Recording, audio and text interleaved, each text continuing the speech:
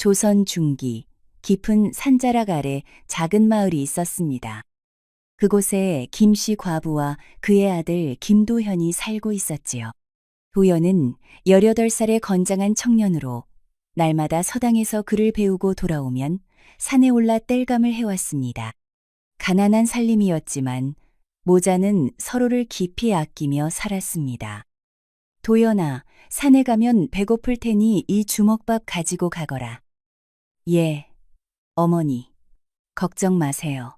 해지기 전에 돌아오겠습니다. 도연은 어머니가 정성스레 싸주신 주먹밥을 보자기에 싸서 허리춤에 차고 도끼를 어깨에 메고 산으로 올랐습니다. 그날은 유난히 산이 고요했습니다.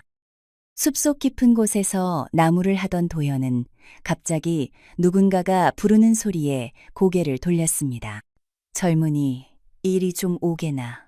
도연이 소리가 나는 쪽으로 가보니 하얀 도포를 입은 노인이 바위에 앉아 있었습니다. 백발에 흰 수염을 길게 기른 노인은 지팡이를 짚은 채 힘없이 앉아 있었습니다. 도사님, 무슨 일로 이런 깊은 산 속에 계십니까? 허허, 나는 산신령의 심부름꾼일 뿐이네. 며칠째 아무것도 먹지 못했는데 젊은이가 가진 음식 좀 나눠줄 수 있겠나? 도현은 망설임 없이 보자기를 풀어 자신의 점심이었던 주먹밥을 노인에게 건넸습니다. 노인은 주먹밥을 맛있게 다 먹고 난 후 감사의 마음을 표했습니다. 자네의 마음씨가 참으로 고맙구려. 이런 은혜를 어찌 잊을 수 있겠나. 도연은 손사래를 치며 말했습니다. 도사님, 별 말씀을요. 산에서 만난 인연인데 어찌 음식을 나누지 않을 수 있겠습니까? 그런데 이상하게도 다음 날도 그 다음 날도 도연이 산에 오르면 노인이 같은 자리에서 기다리고 있었고 도연은 매번 자신의 점심을 내어주었습니다. 사흘째 되는 날, 도연의 주먹밥을 다 먹은 노인이 입을 열었습니다. 도연아, 너의 선한 마음에 보답하고자 한다. 이 마을에 곧 큰 재앙이 닥칠 것이다. 큰 홍수가 나서 마을이 모두 잠길 것이니 너는 서둘러 배를 만들어라. 배요? 어떻게 만들어야 합니까? 이 산에 좋은 나무가 많으니 그것으로 배를 만들게. 그리고 홍수가 언제 일어날지 알려주마. 마을 어귀 향나무 밑에 있는 수호석 눈이 붉게 변하면 그때가 바로 홍수가 시작될 때니라. 그때 서둘러 배에 오르고 절대로 마을 사람을 구하려 하지 마라. 사람은 마음이 변하는 법이니 나중에 너를 해치게 될 것이다. 도연은 서둘러 집으로 돌아와 어머니에게 산에서 있었던 일을 모두 말했습니다. 홀어머니는 아들의 말을 듣고 크게 놀랐습니다. 아이고, 이런 큰일을 우리만 알고 있으면 어쩌나? 마을 사람들에게도 알려야 하지 않겠느냐? 어머니, 도사님께서는 사람들을 구하지 말라고 하셨습니다. 그래도 사람의 도리가 어디 있겠느냐? 같은 마을에 사는 이웃인데. 그렇게 김씨 과부는 마을을 돌며 사람들에게 홍수가 온다는 소식을 전했습니다. 하지만 아무도 그녀의 말을 믿지 않았고 오히려 비웃기만 했습니다. 김씨는 미쳤나? 이런 가뭄에 무슨 홍수가 나겠어? 산에서 만난 도사? 김씨는 이제 귀신이랑 대화한다는 건가? 하하하. 심지어 젊은 사내들 중 하나는 도연을 놀리며 말했습니다. 그래, 배를 만들어서 홍수가 나면 우리 집부터 구해주시게나. 비웃음을 당했지만 도연은 묵묵히 배를 만들기 시작했습니다. 날마다 산에 올라 좋은 나무를 골라 베고 그것을 다듬어 배를 만드는 일에 몰두했습니다. 이런 도연의 모습을 본 마을 청년 이상철은 호기심을 느꼈고 어느 날 도연에게 다가갔습니다. 도연아, 내 도와줄까? 네가 배를 만든다는 소문이 파다하구나. 도연은 상철의 진심을 의심했지만 많은 일을 혼자 하기에는 버거워 그의 도움을 받아들였습니다. 두 사람은 함께 배를 만들기 시작했고 시간이 지날수록 가까워졌습니다. 도연아, 네 어머니 말이 정말 사실일까? 홍수가 정말 날까? 모르겠네. 하지만 산신령의 심부름꾼이라는 노인의 말씀이니 나는 믿기로 했어. 상철은 고개를 끄덕였지만 그의 마음속에는 다른 생각이 자리 잡고 있었습니다. 배가 거의 완성될 즈음 마을에 이상한 일이 벌어졌습니다. 어느 밤 이상철은 마을 어귀의 수호석에 몰래 다가가 붉은 물감으로 석상의 눈을 물들였습니다. 그의 마음에는 도연을 놀리겠다는 악한 생각이 있었지요. 다음 날 아침 도연이 우연히 수호석을 보게 되었습니다. 그 순간 그의 얼굴이 창백해졌습니다. 어머니, 수호석의 눈이 붉어졌습니다. 서둘러 배에 오르셔야 합니다. 도연은 서둘러 가재도구를 배에 실었고 어머니와 함께 배에 올랐습니다. 그런데 이상하게도 정말로 하늘에서 비가 쏟아지기 시작했고 이내 마을 전체가 물에 잠기기 시작했습니다. 사람들은 놀라 도망치기 시작했지만 이미 늦었습니다. 도현아, 나도 데려가 다오. 이상철이 물속에서 소리쳤습니다. 도현은 망설였습니다. 도사의 경고가 떠올랐지만 함께 배를 만든 상철을 그냥 두고 갈 수는 없었습니다. 결국 그는 상철을 배에 태웠습니다. 고맙네 도현아. 내 목숨을 구해주다니 이 은혜 평생 잊지 않겠네. 물이 불어나면서 도연의 배는 떠내려갔습니다. 배 위에서 그들은 물에 빠진 개미들을 구해주었고 날개가 젖어 날지 못하는 벌들도 구해주었습니다. 도연의 어머니는 이 모든 것이 인연이라며 작은 생명도 소중히 여겼습니다. 물이 빠지고 세 사람은 낯선 땅에 도착했습니다. 그곳은 그들이 살던 마을과는 멀리 떨어진 곳이었습니다. 다행히 홍수를 피한 사람들이 모여 새로운 마을을 이루고 있었고 그들도 그곳에 정착하기로 했습니다. 이상철은 김씨 과부에게 큰 절을 올렸습니다. 어머니, 제가 의탁할 곳이 없으니 어머니의 양자가 되고 싶습니다. 김씨 과부는 기꺼이 이를 받아들였고 이상철은 도연의 의형제가 되었습니다. 두 사람은 함께 산에 올라 나무를 하며 새로운 삶을 시작했습니다. 몇 달이 지난 어느 날, 도현과 상철이 산에서 나무를 하고 있을 때였습니다. 갑자기 하늘에서 괴이한 소리가 들려왔고 바람이 세차게 불었습니다. 저것 좀 봐. 저게 뭐지? 도현이 하늘을 가리켰습니다. 하늘을 보니 9개의 머리를 가진 괴물새가 아름다운 여인을 움켜쥐고 날아가고 있었습니다. 여인은 절망적인 목소리로 도움을 청하고 있었습니다. 도와주세요. 누구든 도와주세요. 도연은 망설임 없이 도끼를 집어들어 괴물새를 향해 던졌습니다. 도끼는 괴물의 한 머리를 스쳐 지나갔고 괴물은 비명을 지르며 멀리 날아갔습니다. 하늘에서는 붉은 피가 떨어졌습니다. 저 괴물을 쫓아가 보자. 두 사람은 피 흔적을 따라 숲속 깊숙이 들어갔습니다. 가다가 그들은 아름다운 신발 한 짝을 발견했습니다. 도연아, 이것은 방금 그 여인의 신발임이 틀림없어. 계속해서 피 흔적을 따라가던 두 사람은 깊은 산속에서 커다란 동굴을 발견했습니다. 동굴 입구까지 피 흔적이 이어져 있었습니다. 하지만 동굴 안은 너무 어두워서 들어갈 엄두를 내지 못했습니다. 내일 횃불을 준비해서 다시 오자. 집으로 돌아온 두 사람은 발견한 신발을 어머니에게 보여주었습니다. 이렇게 아름다운 신발이라면 그 여인도 분명 고귀한 분일 게다. 하지만 저런 괴물에게 잡혀가다니 얼마나 무서웠겠니. 다음 날 마을에 놀라운 소식이 전해졌습니다. 인근 고을의 현감 따님이 괴물에게 납치되었다는 것이었습니다. 현감은 누구든 딸을 구해오는 사람에게 딸을 아내로 주겠다는 포고를 내렸습니다. 도연아, 이것은 분명 어제 우리가 본 여인일 게다. 어서 가서 신발을 보여주자. 두 사람은 현청으로 달려갔고 현감에게 자신들이 본 것을 모두 이야기하고 신발을 보여주었습니다. 이것은 확실히 내 딸의 신발이오. 그대들이 내 딸의 행방을 알고 있다면 어서 구해주시오. 내 딸을 구해오는 이에게는 약속대로 딸을 아내로 주겠소. 도연과 상철은 서로 눈빛을 교환했습니다. 그들은 동굴로 향할 준비를 시작했습니다.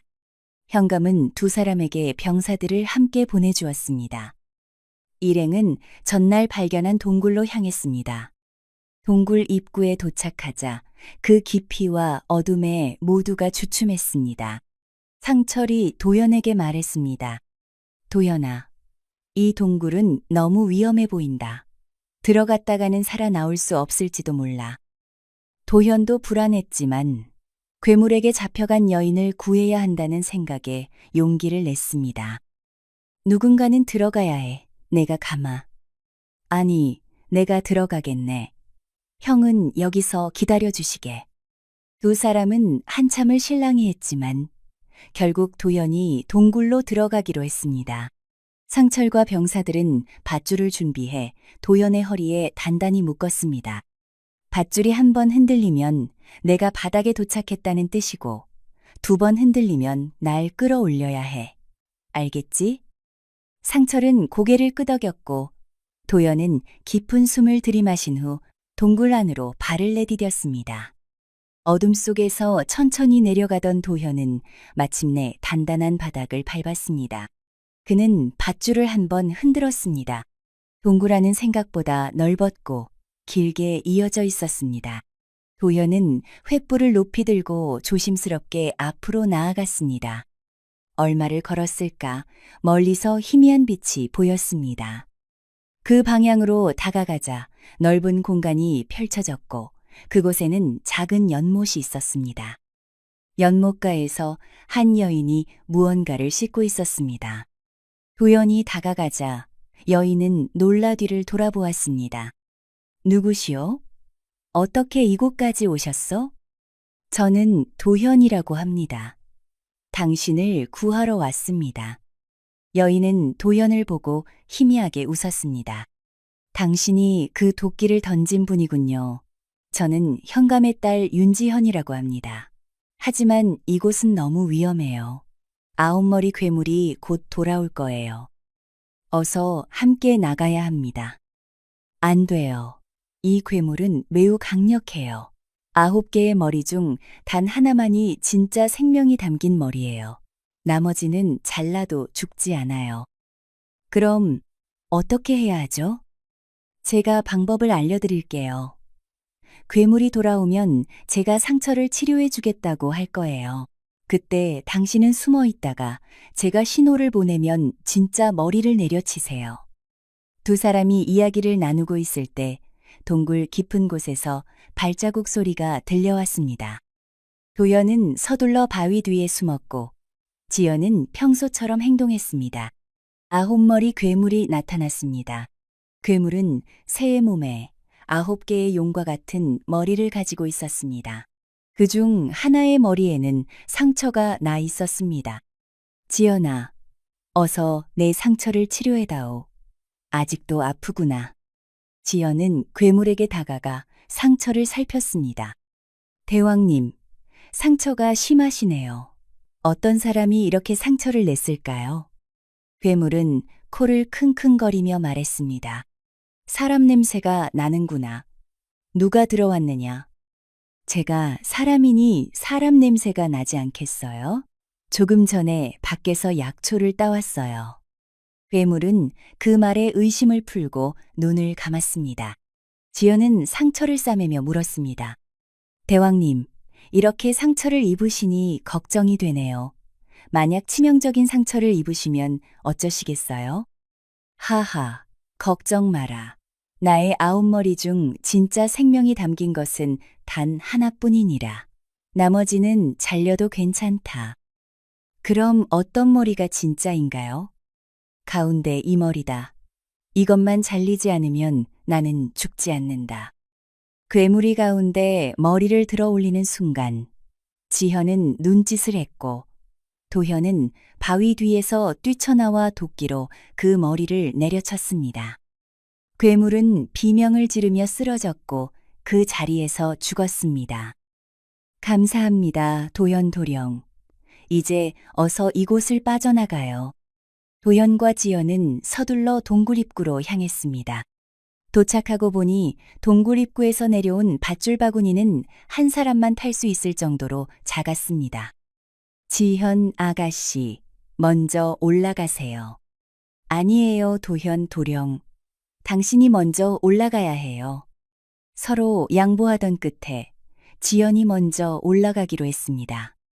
하지만 동굴 안이 너무 어두워 서로의 얼굴을 제대로 보지 못한 지연은 혹시라도 도연을 알아보지 못할까 걱정되었습니다. 이것을 가지세요. 제 어머니께서 주신 갑오입니다.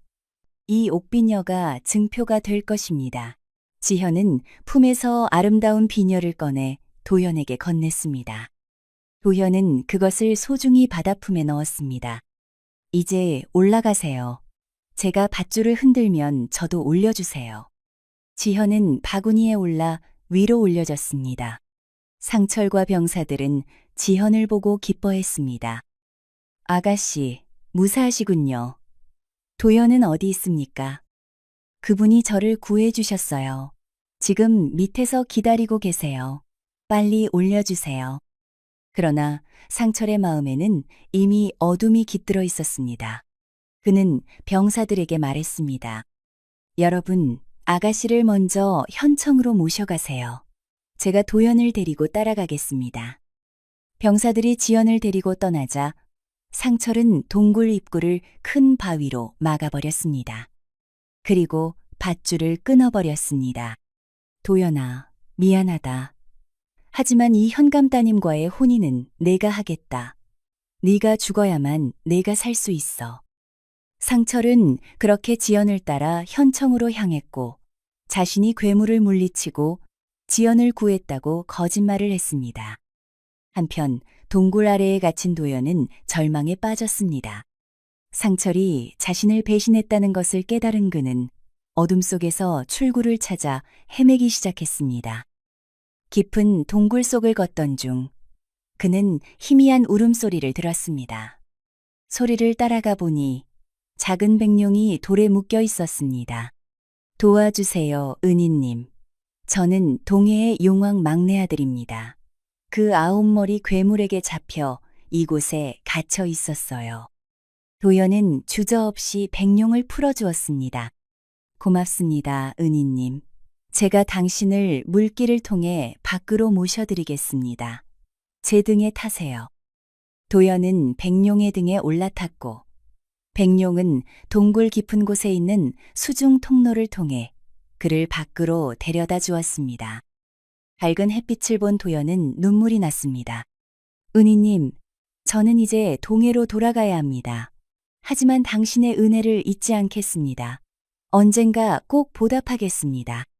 백룡은 그렇게 말하고 사라졌고 도연은 집으로 향했습니다. 어머니는 도연을 보고 기뻐했습니다. 도연아, 살아 돌아왔구나. 상철이는 어디 있느냐? 도연은 한숨을 쉬며 모든 일을 어머니에게 이야기했습니다. 김씨 과부는 상철의 배신에 분노했지만 도연을 말렸습니다. 이제 그만두자. 그런 사람과는 인연을 끊는 것이 좋겠다. 하지만 도연은 결심했습니다. 어머니, 제가 현청에 가서 진실을 밝혀야 합니다. 그렇지 않으면 상철의 거짓말에 속은 지연 아가씨가 불행해질 것입니다. 현청에서는 지연의 귀환을 축하하는 잔치가 열리고 있었습니다. 현감은 약속대로 상철에게 딸을 주기로 했고 혼인 날짜까지 정해진 상태였습니다. 그날 도연이 현청문 앞에 나타났습니다. 나는 진짜 지연 아가씨를 구한 사람입니다. 현감 대감께 면담을 청합니다. 현감은 혼란스러웠지만 도연을 불러들였습니다. 네가 누구냐? 어찌하여 내 사위라 주장하는가? 제 이름은 김도현입니다. 저는 동굴에서 9머리 괴물을 물리치고 지현 아가씨를 구한 장본인입니다. 이상철은 저를 동굴에 가두고 거짓으로 공을 차지했습니다. 현감은 상철을 불러 대면시켰습니다. 이자가 자신이 진짜 구원자라고 주장하는데 너는 어찌 생각하느냐? 상철은 당황했지만 침착하게 거짓말을 이어갔습니다. 대감님, 이자는 제가 현청에 오는 것을 시샘하여 거짓을 꾸미는 것입니다. 제가 진짜 아가씨를 구한 사람입니다. 도연은 품에서 비녀를 꺼냈습니다. 이것은 지연 아가씨께서 저에게 주신 증표입니다. 진실을 증명할 수 있습니다. 비녀를 본 지연은 놀랐지만 상철이 재빨리 말했습니다. 그 비녀는 제가 동굴에서 나올 때 잃어버린 것입니다. 이자가 주워서 가져온 것이 틀림없습니다. 현감은 고민에 빠졌습니다. 누구의 말이 진실인지 알 수 없었기 때문입니다. 둘 다 자신이 진짜라고 주장하니 시험을 통해 진실을 가려보자. 현감은 생각 끝에 이렇게 말했습니다. 내일 아침 너희에게 시험을 내리겠다. 작은 돌과 쌀을 섞어 놓을 테니 해가 질 때까지 이를 가려내야 한다. 성공한 자가 진짜 구원자임을 인정하겠다. 다음 날 아침 도연과 상철은 각각 방에 갇혔고 그 앞에는 작은 돌이 섞인 쌀 한 섬이 놓여 있었습니다. 그것을 하나하나 가려내는 일은 불가능해 보였습니다. 도연은 절망했지만 정직하게 작업을 시작했습니다. 한 알 한 알 돌을 골라내기 시작했지만 해가 질 때까지 끝낼 수 없을 것이 분명했습니다. 한숨을 쉬며 잠시 쉬고 있을 때 도현의 방에 작은 개미들이 나타났습니다. 은희님, 저희가 도와드리겠습니다. 당신이 홍수 때 저희를 구해주셨지요. 개미들은 빠르게 돌과 쌀을 분리하기 시작했고 해가 지기 전에 모든 작업을 마쳤습니다. 도연은 놀라움과 감사함으로 눈물을 흘렸습니다. 상철의 방에서는 상철이 필사적으로 돌을 골라내고 있었지만 해가 질 때까지 겨우 절반도 끝내지 못했습니다. 현감은 두 방을 확인한 후 도연의 능력에 감탄했습니다. 놀랍구나. 하지만 아직 의심이 남아있으니 한 가지 시험을 더 해보자. 현감은 다음 날 아침 더 어려운 시험을 내렸습니다. 내궁에는 12개의 가마가 있다. 딸을 그중 하나에 숨겨둘 테니 진짜 구원자라면 어느 가마에 있는지 알아맞혀라. 도현은 다시 한번 절망에 빠졌습니다. 어떻게 12개의 가마 중에서 지연이 있는 곳을 알아맞힐 수 있을까요?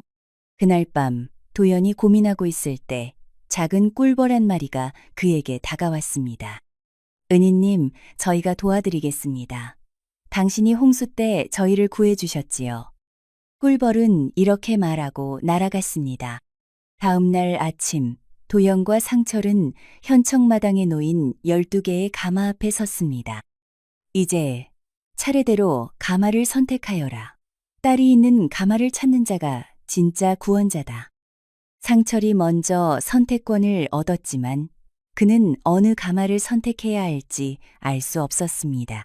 그는 무작정 하나를 가리켰고 현감은 그 가마를 열어 보였습니다. 비어 있었습니다. 이제 도연의 차례였습니다. 그때 그는 한 가마 위에 2마리의 꿀벌이 앉아 있는 것을 보았습니다. 도연은 그 가마를 가리켰고 현감이 가마를 열자 지연이 그 안에서 나왔습니다. 모두가 놀랐고 지연은 도연의 얼굴을 보고 그가 자신을 구한 진짜 영웅임을 확신했습니다. 아버님, 이분이 진짜 저를 구해주신 분입니다.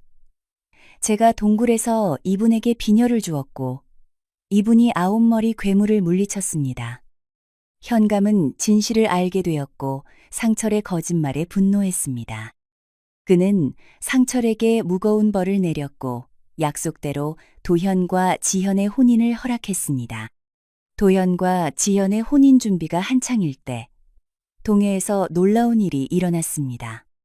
용왕의 막내 아들인 백룡이 인간의 모습으로 변해 현청을 찾아왔습니다. 제가 도연도령의 은혜를 갚으러 왔습니다. 저희 부왕께서 도연도령과 지연 아가씨의 혼인을 축하하며 선물을 보내셨습니다. 백룡은 아름다운 보석함을 내밀었고 그 안에는 용궁의 진주와 산호, 그리고 바다의 보물들이 가득했습니다. 이것은 저희 용궁의 보물입니다. 도연도령과 지현 아가씨의 앞날이 바다처럼 넓고 깊기를 바랍니다. 도연과 지연의 혼인은 온 고을이 축하하는 성대한 잔치로 치러졌습니다. 김씨 과부도 아들의 행복에 눈물을 흘렸습니다. 혼인 후 도연은 현감의 사위로서 관직에 올랐고 그의 어머니도 편안한 여생을 보낼 수 있게 되었습니다. 도연과 지연은 마을 사람들에게 항상 친절하고 관대했으며 특히 어려운 이들을 돕는 일에 앞장섰습니다. 몇 년 후 어느 추운 겨울날이었습니다. 한 허름한 행색의 노인이 도연의 집 문 앞에 나타났습니다. 추운데 하룻밤 묵어갈 수 있을까요? 도연과 지연은 기꺼이 노인을 맞이하고 따뜻한 음식과 잠자리를 제공했습니다. 노인은 밤새 도연 부부의 정성에 감동받은 듯 했습니다. 다음 날 아침, 노인은 떠나기 전에 도연에게 말했습니다. 당신의 선한 마음씨가 변하지 않았군요. 기억하시나요? 산에서 만난 노인을. 그제야 도연은 그 노인이 자신에게 홍수를 경고했던 산신령의 심부름꾼임을 깨달았습니다. 도사님, 그때 저를 구해주셔서 감사합니다. 노인은 미소를 지으며 말했습니다. 당신의 선한 마음이 당신을 구한 것입니다. 사람을 구하지 말라는 내 말을 어기고 이상철을 구했지만 그것이 오히려 당신의 진정한 모습을 보여주었습니다. 은혜를 아는 마음, 그것이 바로 당신이 가진 가장 큰 보물입니다. 노인은 그렇게 말하고 사라졌습니다. 도연과 지연은 그 뒤로도 오래오래 행복하게 살았고 그들의 이야기는 은혜를 아는 마음의 중요성을 가르치는 교훈으로 후대에 전해져 내려왔습니다. 그리고 때때로 위기에 처한 이들 앞에 하얀 도포를 입은 노인이 나타나 도움을 준다는 이야기가 전해집니다. 그 노인은 항상 이렇게 말한다고 합니다. 선한 마음으로 베푸는 애는 반드시 돌아온다. 옛 이모 영상을 빠르게 만나보시려면 가운데 동그라미를 클릭하여 구독을 눌러주세요. 새로운 영상이 올라오면 알림이 옵니다. 다음 동영상과 추천 영상도 재미있으니 많은 시청 바랍니다. 감사합니다.